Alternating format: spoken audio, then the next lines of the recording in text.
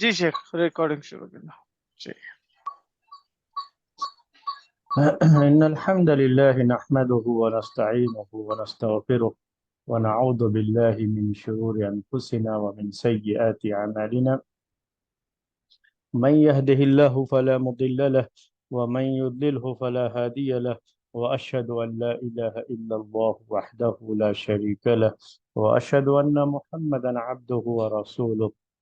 يا أيها الذين آمنوا اتقوا الله حق تقاته ولا تموتن إلا وأنتم مسلمون يا أيها الناس اتقوا ربكم الذي خلقكم من نفس واحدة وخلق منها زوجها وبث منهما رجالا كثيرا ونساء واتقوا الله الذي تساءلون به والأرحام إن الله كان عليكم رقيبا يا أيها الذين آمنوا اتقوا الله وقولوا قولا سديدا يصلح لكم أعمالكم ويغفر لكم ذنوبكم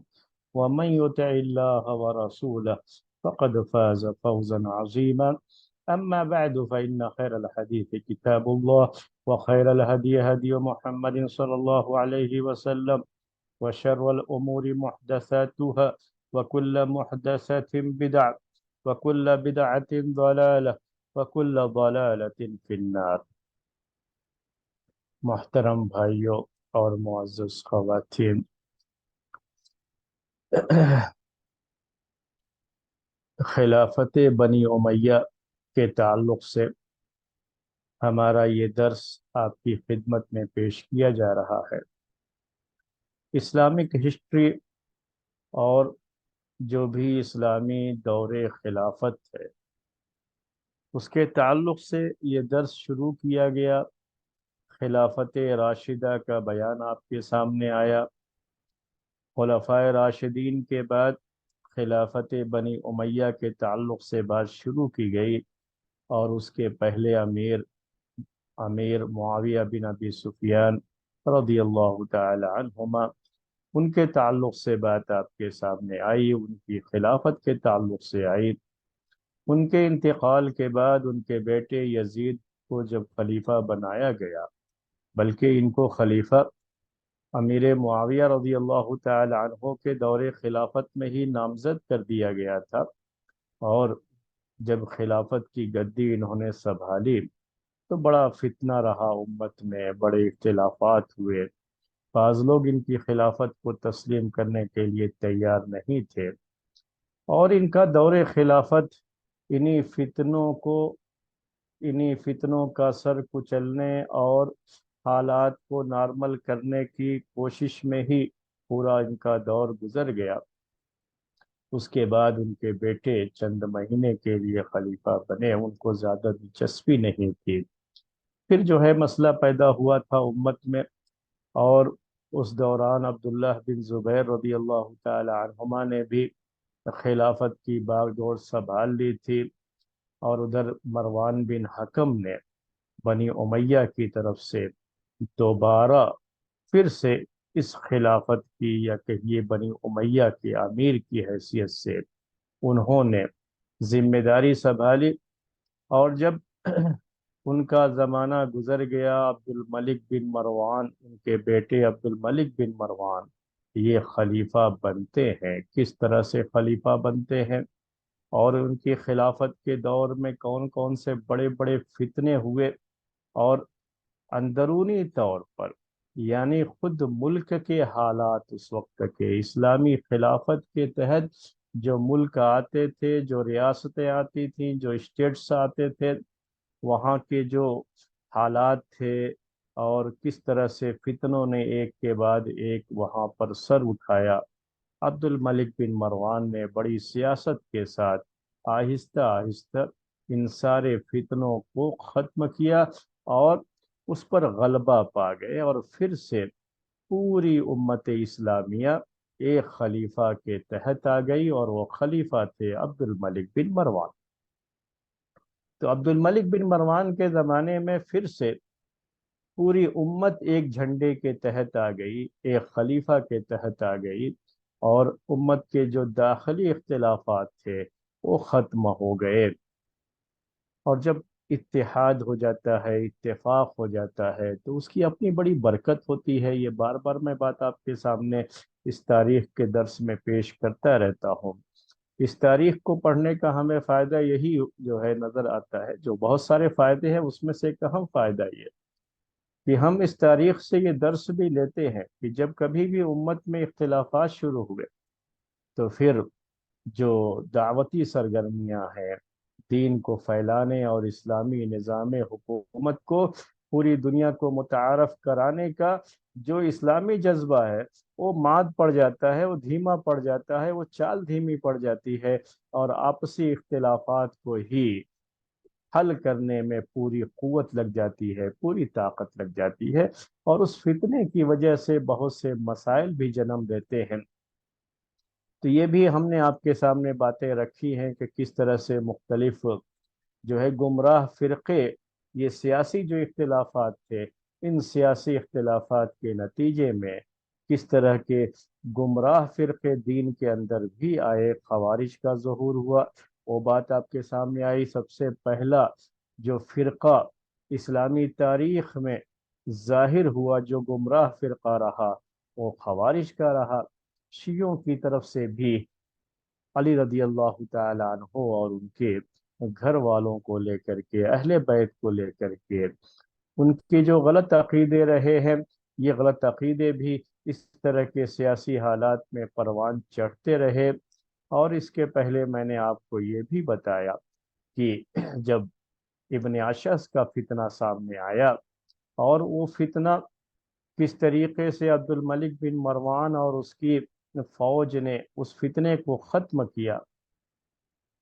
جب وہ فتنہ ختم ہوا تو اس کے نتیجے میں ایک اور بدعت سامنے آئی تھی اس فتنے کے ختم ہونے کے بعد، جس کو بدعت ارجا کہتے ہیں، یعنی مرجیہ کا فرقہ۔ اس کے بارے میں بھی بات میں آپ کے سامنے رکھ چکا ہوں۔ تو یہ سیاسی حالات جب اختلافات کا شکار ہوتے ہیں نا، تو اس سے دینی حالات پر بھی فرق پڑتا ہے، میں نے بتایا آپ کو۔ اور اس کی ان سیاسی اختلافات کے نتیجے میں بہت سے فرقے بھی ظہور میں آئے، فرقے وجود میں آئے، اور یہ گمراہ فرقے رہے۔ ان کا ذکر بھی تاریخ کے ساتھ ساتھ آپ کے سامنے اس لیے کرنا ضروری ہے کہ آپ کو اس کا صحیح علم ہو سکے۔ لیکن پھر اللہ تعالیٰ کا بڑا فضل و کرم یہ ہوا کہ عبد الملک بن مروان اپنی سیاست، اللہ تعالیٰ کا فضل و کرم سب سے پہلے ہوتا ہے کسی بھی چیز کے لیے، اور پھر اس کی اپنی جو سیاست تھی، اپنی اس سیاست کو اگر میں کہوں تو ڈپلومیسی جو آج کل کہتے ہیں، ڈپلومیٹک جو ہے، جو اس کا انداز تھا، کس طرح سے فتنوں پر قابو پایا جائے اور کیسے لوگوں کو اپنے ساتھ ملایا جائے، یہ بھی ایک فن ہوتا ہے، ایک ہنر ہوتا ہے۔ یہ اس ہنر کا جاننا بڑا ضروری ہوتا ہے سیاست دانوں کے لیے۔ اور جب جو لوگ اس ہنر کو جانتے ہیں نا، وہ سب لوگوں کو ساتھ میں ملا کر کے چلنا، ان کا جو ہنر ہے جب وہ ان کے پاس ہوتا ہے تو سب کو ساتھ میں لے کر کے چلتے ہیں، تو امت ایک پلیٹ فارم پہ رہتی ہے، قوم ایک پلیٹ فارم پہ رہتی ہے، اور حالات بھی صحیح رہتے ہیں۔ ابھی تو آپ کا تازہ تازہ جو ہے معاملہ آپ کے اپنے اس صوبے کا ہے، اس اسٹیٹ کا ہے۔ کل جو ایک حکومت تشکیل دی گئی، تو آپ نے جو ہے انتخابات میں جیتنے کے بعد کے حالات کو سنتے رہے ہوں گے، اور آپ نے اس کا تجزیہ کیا ہوگا، اگر انالائز کیا ہوگا تو آپ کو یہ اندازہ ہوا ہوگا کہ کس طریقے سے یہ لوگ جیتنے کے بعد ایسا لگتا تھا کہ جیسے آپس میں بٹ کر کے، اختلاف کر کے، جیت کی اس خوشی کو یہ لوگ غم اور ماتم میں بدل دیں گے، ایسا اندازہ ہو رہا تھا۔ بڑی کوششیں ہوئیں، بڑی جو ہے محنتیں ہوئیں، اس کے بعد ایک کسی طرح سے ایک اسٹیج پر آئے۔ کب تک یہ چیز رہے گی دلوں میں، کس حد تک دوریاں ہیں، کتنا اختلاف ہے، یہ انسانی فطرت ہے میرے بھائی۔ جہاں اس طرح کی چیزیں ہوتی ہیں، حکومتیں ہوتی ہیں، سلطنتیں ہوتی ہیں، عہدے ہوتے ہیں، منصب ہوتے ہیں، تو وہاں اس طرح کے اختلافات بھی جنم لیتے ہیں۔ میں یہ سمجھنے کے لیے مثال دے رہا ہوں آپ کو، کبھی کبھی آپ کے ذہنوں میں بات آتی ہوگی کہ کیسے لوگ اس زمانے میں جو ہے عہدے کے لیے اور خلافت کے لیے، امارت کے لیے، کہ میں امیر بن جاؤں، میں امیر بن جاؤں، میں خلیفہ بن جاؤں، اس کے لیے لوگ اس طرح کی چیزیں کیوں کرتے تھے، کیوں خلیفہ کے خلاف اٹھ کھڑے ہوتے تھے، یہ بغاوتیں کیوں ہوتی تھی، اس طرح کی خیالات آپ کے ذہن میں آتے ہوں گے۔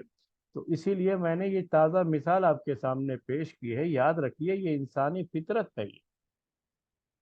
انسانی فطرت ہے، اور وہ بھی انسان ہی تھے، وہ لوگ بھی انسان ہی تھے، اور انسانوں کے اندر یہ چیز پائی جاتی ہے۔ بہت کم لوگ ہوتے ہیں جو اپنے عہدوں کی اور اپنی عمارت کی، اپنی سلطنت کی، اور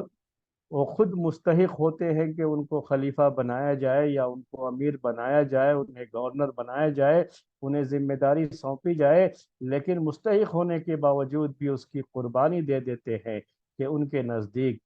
اتحاد اور اتفاق یہ زیادہ اہم ہے ان کے اپنے عہدے کے مقابلے میں۔ ایسے لوگ بھی ہوتے ہیں، تاریخ، اسلامی تاریخ میں بھی ایسے لوگ موجود ہیں،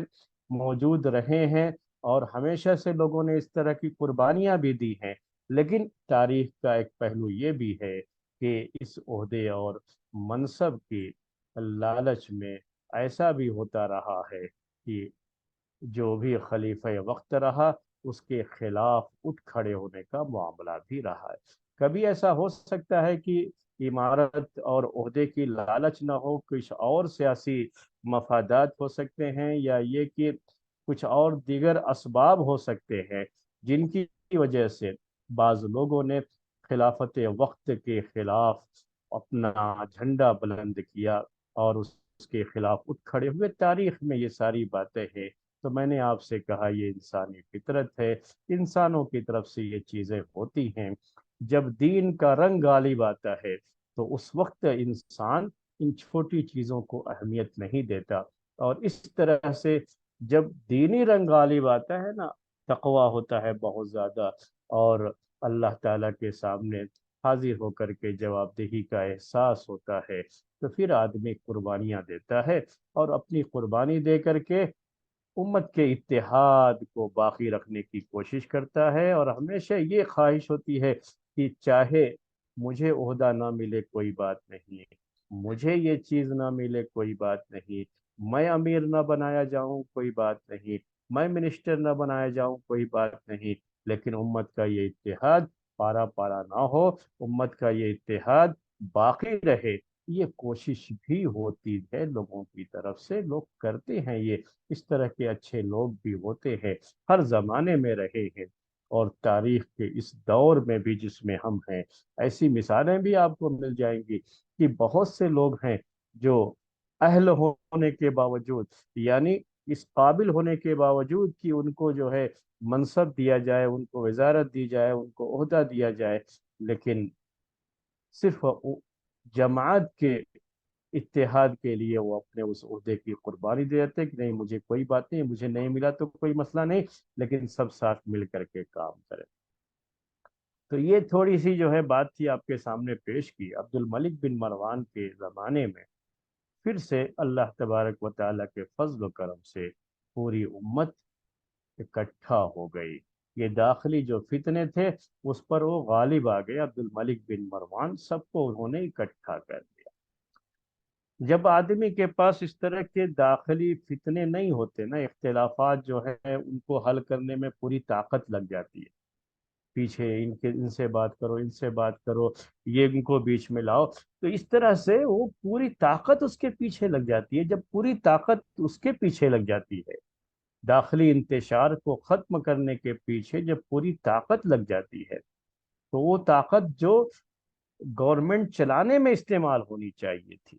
وہ طاقت جو لوگوں کے مسائل کو سمجھنے اور اس کو سلجھانے میں استعمال ہونی چاہیے تھی، وہ طاقت جو کسی بھی اسٹیٹ اور کسی بھی ملک کی ترقی کے بارے میں سوچنے میں جو طاقت لگنی چاہیے تھی اور اس کے لیے کام کرنے میں طاقت لگنی چاہیے تھی، وہ پوری طاقت کس میں لگ جاتی ہے؟ داخلی انتشار کو ختم کرنے میں لگ جاتی ہے، آپسی مت بھید اور آپسی اختلافات کو دور کرنے میں لگ جاتی ہے۔ تو پوری طاقت تو اس میں صرف ہو جاتی ہے۔ تو آدمی لوگوں کی خیر خواہی اور لوگوں کی بھلائی جو ہے اس وقت اس کے ذہن میں وہ بات نہیں رہ جاتی۔ تو اب جب یہ اختلافات ختم ہو گئے تو اب کیا ہوگا؟ پوری حکومت اب کس کے بارے میں سوچے گی؟ آپ سمجھ سکتے ہیں کہ اب سوچے گی کہ اس حکومت کو مضبوط سے مضبوط کیسا بنایا جائے، کون سی ایسی چیزیں ہیں جس میں اصلاح کی ضرورت ہے اس کی اصلاح کر لی جائے، اور کون سے ایسے شعبے ہیں، کون سے ایسے جو ہے ڈپارٹمنٹ ہیں جس میں حالات کے پیش نظر ہمیں بہتر جو ہے خدمت پیش کرنی چاہیے اور اس کو ترقی دینا چاہیے، کون سے جو ہے ایسے شعبے ہیں، کون سے ایسے ڈپارٹمنٹ ہیں حکومت کے جن کو اور ترقی دینے کی ضرورت ہے۔ تو یہ ساری چیزیں کیا ہے آدمی سوچتا ہے جب داخلی انتشار نہیں ہوتا ہے۔ تو عبد الملک بن مروان نے بھی جب وہ فارغ ہو گیا سارے فتنوں سے تو اب حکومت کو مضبوط کرنے اور لوگوں کی بھلائی کے کام کرنے اور اسی طریقے سے حکومت کے جو ادارے ہیں اس کو ترقی دینے، کیونکہ حکومت جتنی زیادہ بڑھتی جاتی ہے نا، اس کا دائرہ بڑھتا جاتا ہے، اس کا سرکل بڑھتا ہے، تو ضرورتیں بھی اتنی ہی بڑھنے لگتی ہیں، اور جو حکومتی ادارے ہیں ان کو ترقی دینے کی ضرورت بھی اسی لحاظ سے بڑھتی ہے نا، تو ترقی دینا ضروری ہو جاتا ہے۔ اگر وہ اس کی طرف توجہ نہیں دیں گے تو پھر لوگ پریشان ہو جائیں گے۔ تو عبد الملک بن مروان نے حکومتی اداروں کو ترقی دینے کے بارے میں اب سوچنا شروع کیا، تو اس نے کیا کیا کام انجام دیے۔ ایک بات اور واضح کر دوں کہ حکومتی اداروں کو ترقی دینے کا یہ کام تو امیر معاویہ رضی اللہ تعالیٰ عنہ کے دور میں ہی بڑی کثرت سے ہوا یہ، اور انہوں نے اس کی طرف بڑی توجہ دی۔ جب پوری امت متفق ہو گئی تو انہوں نے کافی لمبی مدت تک وہ خلیفہ رہے تو انہوں نے کافی کام کیا اس سے پہلے، یعنی یہ نہیں مطلب ہے کہ عبد الملک بن مروان کے زمانے میں اب جو کام ہوگا یہ حکومت کا تو اس سے پہلے کے خلیفہ سب نالائق تھے، انہوں نے نہیں کیا یہ کام، تو ایسا مطلب نہیں ہوتا ہے، یہ ذہن میں رہے آپ کے۔ جب ہم یہ بات کہتے ہیں کہ معاویہ رضی اللہ تعالیٰ عنہ نے بہت ترقی دی حکومتی اداروں کو، تو اس کا مطلب یہ نہیں ہے کہ وہ خلفائے راشدین سے بہتر ہو گئے اور خلفائے راشدین کے دور میں یہ کام نہیں ہوا، ابوبکر رضی اللہ تعالیٰ عنہ کے دور میں کام نہیں ہوا، یہ عمر رضی اللہ تعالیٰ عنہ کے دور میں کام نہیں ہوا، تو یہ امیر معاویہ تو ان سے بہتر ہو گئے، یہ مطلب نہیں ہوتا ہے اس کا، یہ بھی سمجھنے کی ضرورت ہوتی ہے۔ جس جو ضرورت تھی ابوبکر رضی اللہ تعالیٰ عنہ کے دور خلافت میں، اس ضرورت کے لحاظ سے انہوں نے کام کیا اور ترقی دی۔ جو ہے اللہ کے رسول صلی اللہ علیہ وسلم کے زمانے میں بات چیزیں نہیں تھی، انہوں نے جو ہے اس کی شروعات کی، تو یہ ہمیشہ رہتا ہے یہ، تو یہ ضرورت کے لحاظ سے یہ چیز ہوتی ہے، ضرورت ایجاد کی ماں، تو جس طرح کی ضرورت تھی ابوبکر رضی اللہ تعالیٰ عنہ کے زمانے میں انہوں نے وہ کام انجام دیا۔ اور حکومتی ادارے ابوبکر رضی اللہ تعالیٰ عنہ کی خلافت کے مقابلے میں عمر رضی اللہ تعالیٰ عنہ کے دور خلافت میں زیادہ یہ چیزیں، ان کو زیادہ مدت ملی خلافت کی،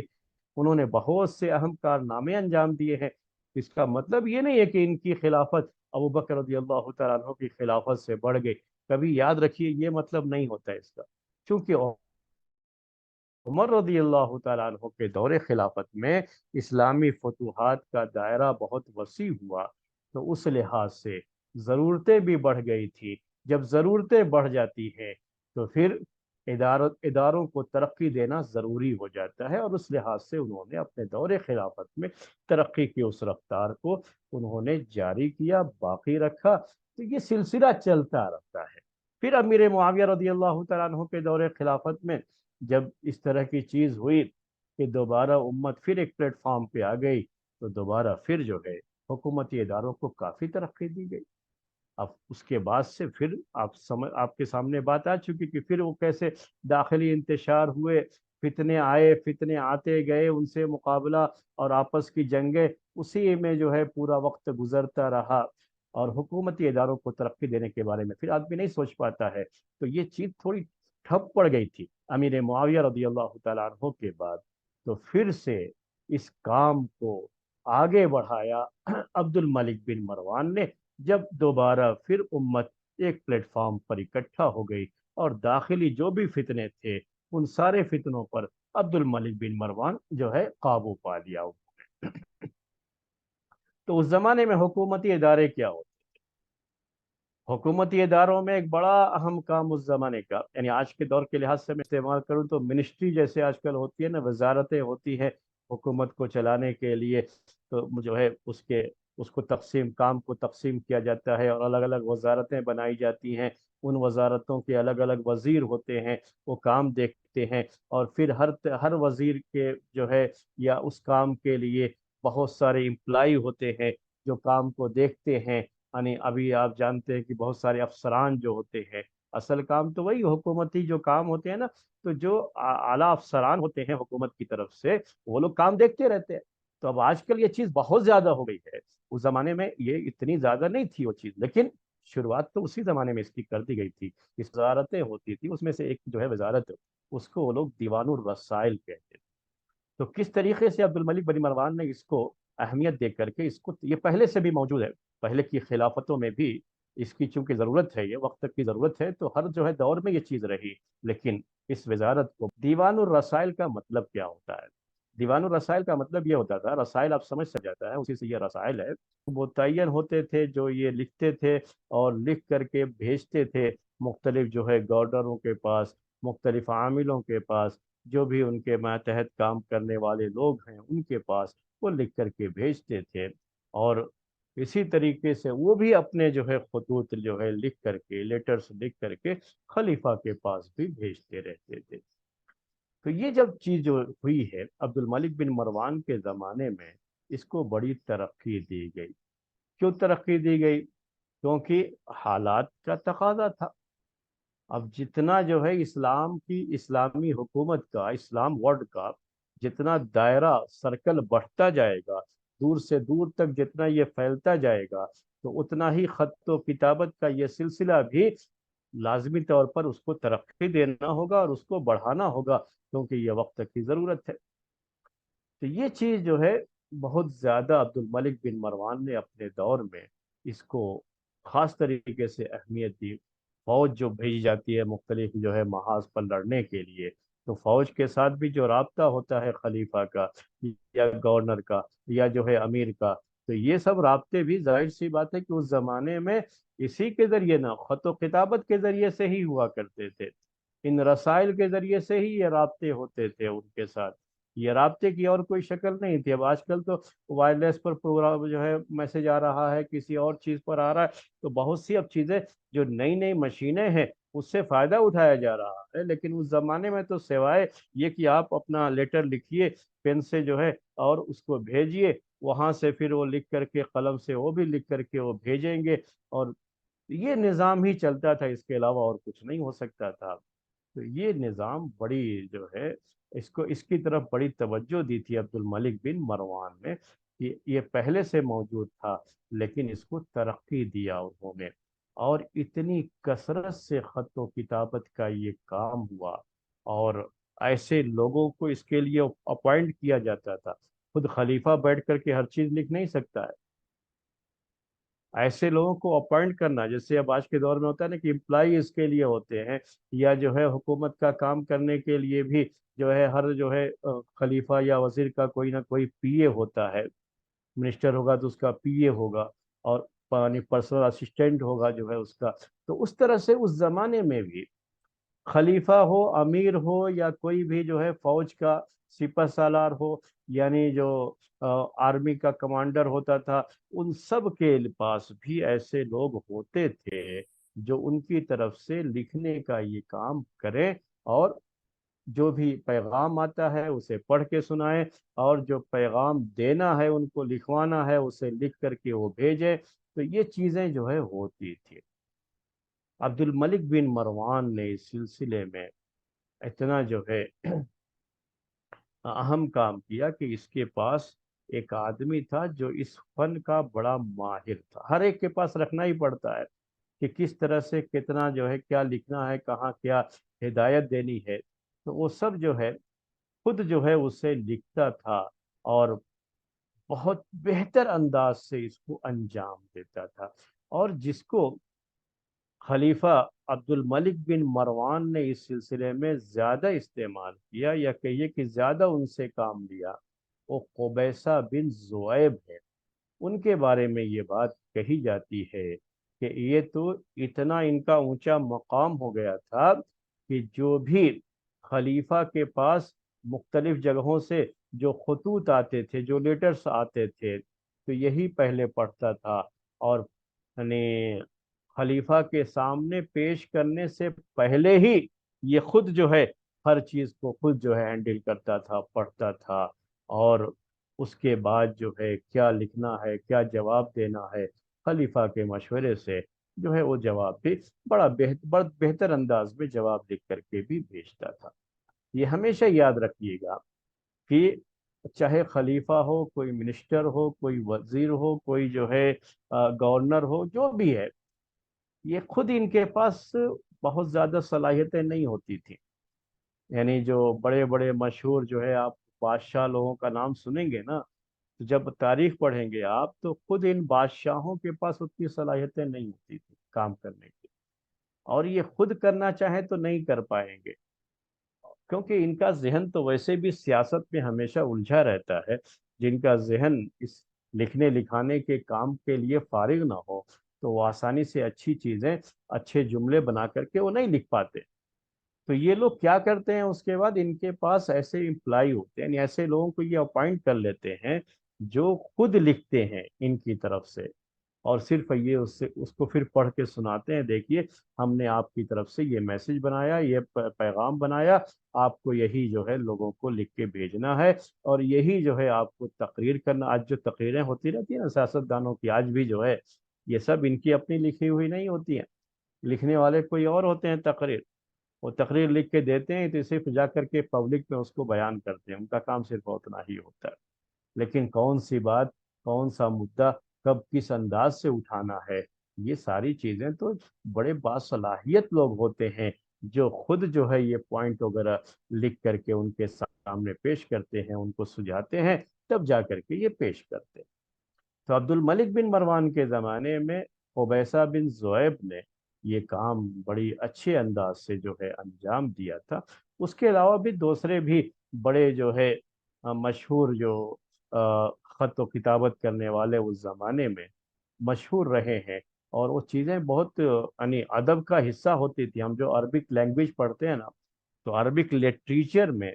باقاعدہ یہ جو خط و کتابت رہی ہے، اس کو یعنی یہ بڑے اچھے الفاظ، بڑے اچھے جو ہے اسلوب، اور بڑی معیاری جو ہے اس کی زبان ہوتی تھی، یعنی اس کا جو لیول ہے نا لینگویج کا، وہ بھی بڑا ہائی ہوتا تھا۔ اسی لیے اس کو باقاعدہ لٹریچر میں شمار کیا گیا ہے عربک کے، اور اس کو پڑھایا جاتا ہے زبان سیکھنے کے لیے۔ تو وہ چیز تو ایک ہو گئی کہ جو ہے اس دیوان کو انہوں نے بڑی اہمیت دی، بڑی ترقی دی۔ دوسرا ایک دیوان کا لفظ ہی استعمال ہوتا ہے آج کے زبان میں، میں نے آپ سے کہا کہ وزارت آپ اسے کہہ سکتے ہیں، منسٹری کہہ سکتے ہیں اس کو۔ تو ایک دوسرا جو ہے شعبہ ڈپارٹمنٹ، وہ جو اس کو بڑی ترقی دی اور بڑے اچھے طریقے سے اس کا استعمال کیا، اس کو عربی میں دیوان العطا کہتے ہیں، یعنی دینا، کس کو کیا دیا جائے، کس کی کتنی مدد کی جائے، کس کی کتنی سیلری بڑھائی جائے، کون سا پے کمیشن لایا جائے، پے کمیشن نہ کہتے ہیں آج کل جو ہے۔ تو یہ جو چیزیں ہوتی ہیں اسی کو عطا عربی میں کہتے ہیں، دینا، یعنی جو حکومت مالی مدد کرتی ہے، یا جو لوگوں کو ان سے جو کام لیتی ہے، خدمت لیتی ہے، اس کا معاوضہ دیتی ہے، یا جو آج کے زمانے میں کہنا ہو تو جو سیلری لوگوں کو دی جا رہی ہے، جو فوجیوں کو جو ہے انعامات دیے جا رہے ہیں ان کی خدمات پر، تو اس کو کس طریقے سے دیا جائے کہ سب لوگ خوشی خوشی کام کرتے رہے۔ یہ بڑا اہم جو ہے اور نازک مرحلہ ہوتا ہے، اور نازک موقع ہوتا ہے یہ کسی بھی حکومت کو چلانے کا۔ یہ ڈپارٹمنٹ اگر کوئی اچھی طرح سے اسے جانتا ہو، ہینڈل کرنا جانتا ہو، تو وہی سب کو ساتھ لے کر کے چل پاتا ہے، کیونکہ سب کو خوش کرنا یہ آسان کام نہیں ہے، اور جب تک آپ سب کو خوش نہیں کر پائیں گے تب تک سب کو ساتھ لے کر کے چلنا مشکل کام ہوتا ہے۔ تو خوش رکھنے کے لیے ایک چیز یہ بھی ہوتی ہے کہ آپ ان کو بھرپور مدد دیں، بھرپور مدد سے کیا مطلب ہے؟ ان کی مالی مدد کریں، مال جو ہے ان تک پہنچائیں، اس سے انہیں خوشی ہوگی اور وہ آپ کے وفادار بن کر کے رہیں گے۔ کام کرنے والے بھی جو لوگ ہوتے ہیں، جب تک آپ کام کرنے والوں کو اس کے لیے مناسب کام کے لیے مناسب سیلری نہیں دیں گے، تب تک وہ بھی اچھے طریقے سے کام انجام نہیں دیں گے اور آپ کے خیر خواہ بن کے نہیں رہیں گے، آپ کے ویل وشر بن کے نہیں رہیں گے۔ یہ چیزیں ہوتی ہیں، بہت ضروری ہوتی ہیں، سمجھنا ہوتا ہے۔ تو امپلائی جو ہے، ان کا جو پے کمیشن ہوتا ہے، ہمیشہ جو ان کو جو پے کیا جاتا ہے، اس کو بھی مہنگائی کے لحاظ سے، حالات کے لحاظ سے، ضرورت کے لحاظ سے اس میں اضافہ ہوتا رہنا چاہیے۔ اگر نہیں کریں گے، اس کی طرف توجہ نہیں دیں گے، فوجی جو ہیں وہ بفر جائیں گے، ان کو انعامات نہیں ملے، تو پھر جو ہے وہ آگے سے اپنی خدمت دینے کے لیے اور وقت پڑنے پر خدمت کرنے کے لیے وہ بھی پیچھے ہٹیں گے، وہ صحیح طریقے سے خدمت بھی نہیں کریں گے پھر بعد میں۔ تو جو امپلائی ہوتے ہیں، جب تک ان کو سیلری صحیح سے نہیں ملے گی، وہ کام بھی صحیح سے نہیں کریں گے۔ یہ بہت ہم نے نوٹ کیا، اس کو آپ دیکھیں گے کہ ابھی آپ لوگ جو ہے مختلف کمپنیوں میں کام کرتے ہیں، مختلف اداروں میں کام کرتے ہیں، اور آپ کو جنہوں نے بھی ہائر کیا ہوا ہوتا ہے کام کے لیے، وہ آپ کو اچھی اچھی بڑی جو ہے سیلری، ہینڈسم سیلریز دیتے ہیں، تو آپ بہت دل لگا کر کے کام بھی کرتے ہیں۔ جیسا ان کی طرف سے آپ کو ملتا ہے، آپ اسی کے لحاظ سے آپ بھی ان کو دینے کی کوشش کرتے ہیں۔ عام طریقے سے ہوتا ہے یہ، اس میں کچھ لوگ ہو سکتا ہے کہ سیلری بہت لیتے ہوں، اور سیلری لینے کے لیے تو بہت زیادہ ان کا یہ کہ ہم کو زیادہ سے زیادہ ملنا چاہیے، لیکن کام میں وہ پیچھے رہتے، تو وہ کچھ لوگ ہوتے ہیں ہر جگہ، اس میں جو ہے ہر ایک، یعنی ساری انگلیاں برابر نہیں ہوتی ہے نا، تو ہمیشہ اس کو بھی ذہن میں رکھنا ہوتا ہے کہ ہر جگہ جو ہے سارے لوگ ایک جیسے نہیں ہوتے۔ تو ہم صرف اچھے لوگوں کی بات کر رہے ہیں، تو یہ ہوتا ہے۔ آپ مدارس کو لے لیجئے، ہمارے اس ملک میں مدرسوں میں کام بہت لیا جاتا ہے، لیکن سیلری کے نام پر بہت معمولی چیزیں دی جاتی ہیں ان کو، جس کی وجہ سے صحیح معنی میں مدارس میں جو کام ہونا چاہیے تھا، اسلام کا جو کام ہونا چاہیے تھا، وہ نہیں ہوتا ہے۔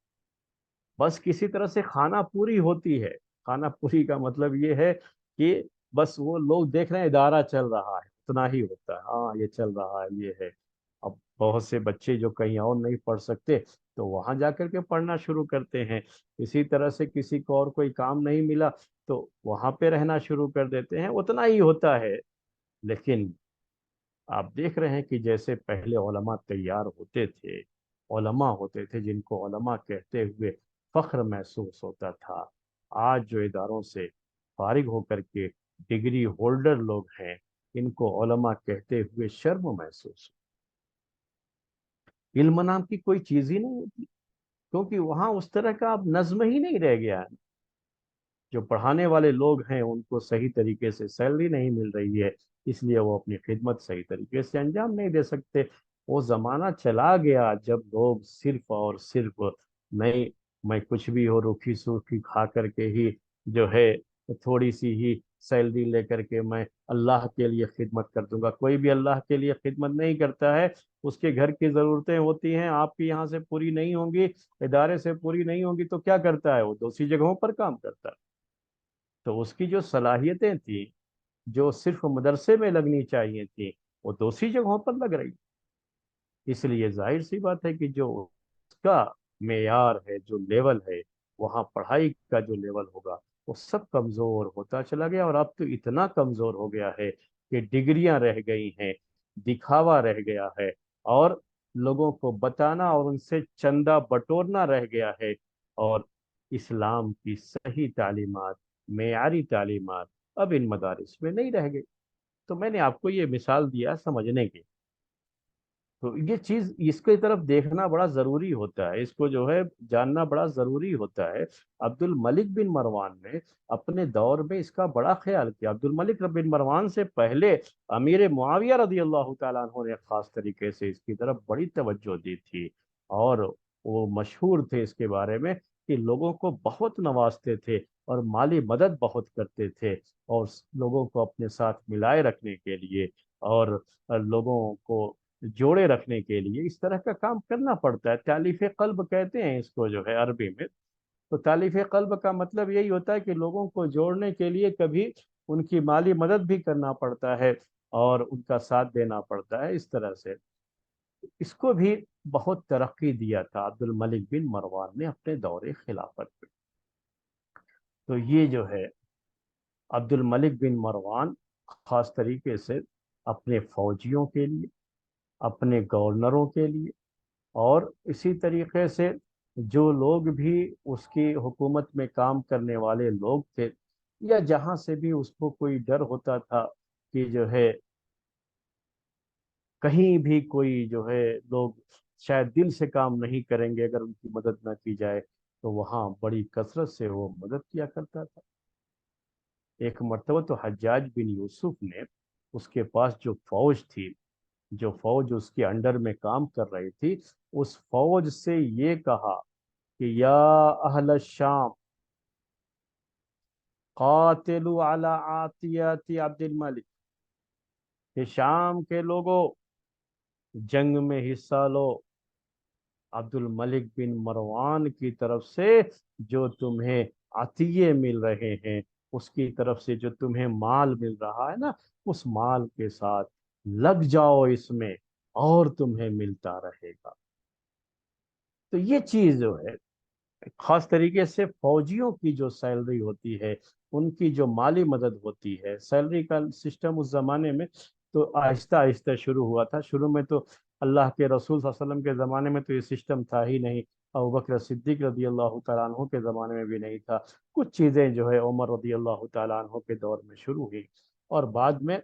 امیر معاویہ رضی اللہ تعالیٰ عنہ کے دور خلافت میں یہ زیادہ جو ہے اس کا چلن ہوا، اور انہوں نے بہت کوشش کیا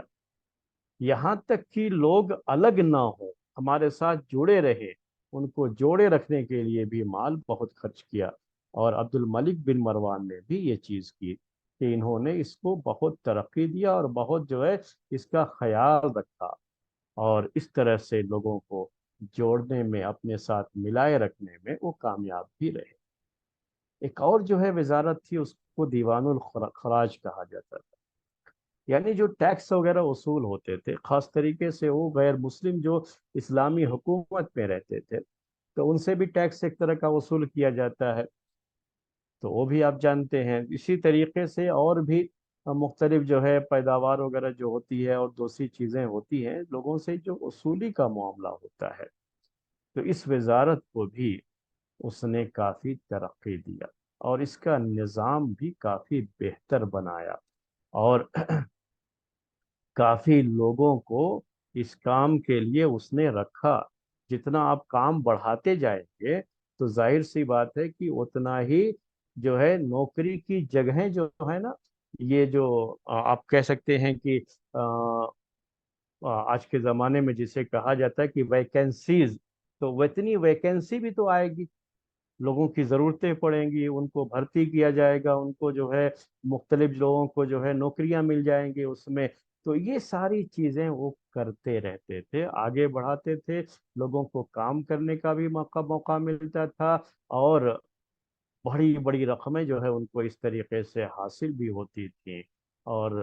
یہ کام بھی عبد الملک بن مروان نے اپنے دور خلافت میں اس کو کافی ترقی دیا تھا۔ ایک اور جو ہے دیوان تھا، وزارت تھی اس زمانے میں، اس کو دیوان الخاتم کہتے تھے۔ یہ خاتم کیا ہوتا ہے، یا خاتم اور خاتم دونوں کہتے ہیں اس کو، کہ یہ سیل کرنا کسی چیز کو، جو بھی خط و کتابت ہوتی تھی، کہیں سے بھی آپ کو بھیجنا ہے کچھ بھی، اور وہاں سے کوئی چیز آ رہی ہے، تو لازمی طور پر اس پر سیل بھی ہونا ضروری ہوتا ہے۔ تو یہ بھی ایک باقاعدہ جو ہے اس کی وزارت بنا کر کے اس کام کو بھی کافی ترقی دیا اس نے، اور اس کی طرف بھی کافی توجہ دیا تھا اس نے۔ اسی طرح سے ایک اور جو ہے کپڑے کی، یعنی جو صنعت ہوتی ہے، کپڑا بنانا، کپڑا تیار کرنا، کپڑے کی نقش و نگار، یعنی آج کے زمانے میں اگر کہنا ہو تو امبرائڈری آپ کہہ سکتے ہیں، جسے امبرائڈری آپ کہتے ہیں نا، تو اسی طرح کی چیز ہوتی تھی، اس کو عربی میں تطریز کہا جاتا تھا۔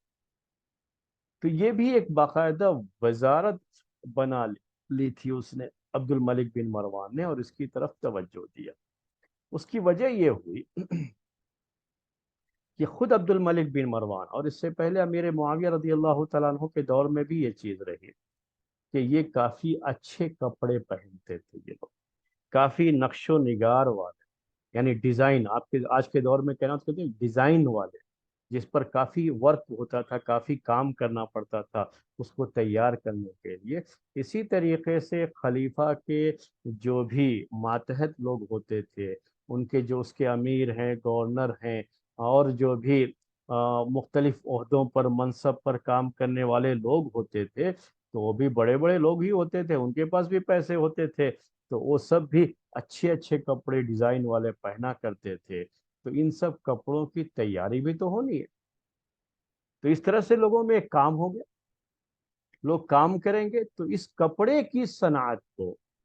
یعنی کپڑا بننے اور کپڑے کو اچھے اچھے ڈیزائن میں کپڑے تیار کرنے کا یہ کام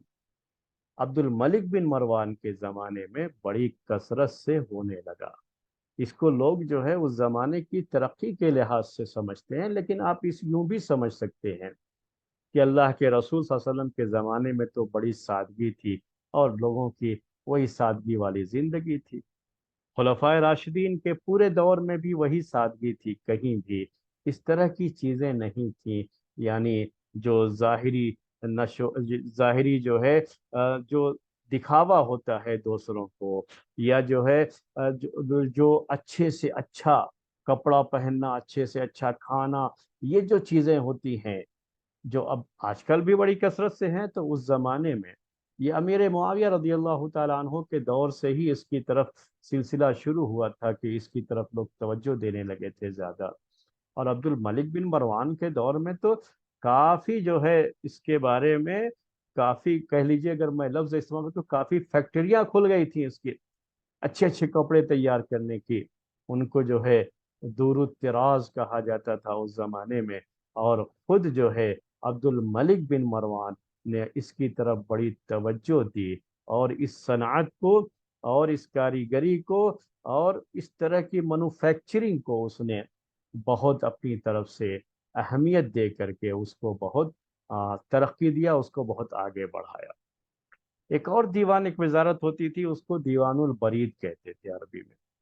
برید سے آپ کو یہ سمجھ لیں گے، آپ کی یہ جو ہے کرسپونڈنگ جو ہوتی ہے چیز، آج کل جو کہا جاتا ہے، یعنی ایک جگہ سے دوسری جگہ خط بھیجنا، لیٹر بھیجنا، آج جسے آپ پوسٹ کہتے ہیں۔ پوسٹ کا زمانہ تو پوسٹ آفس ہی ہے،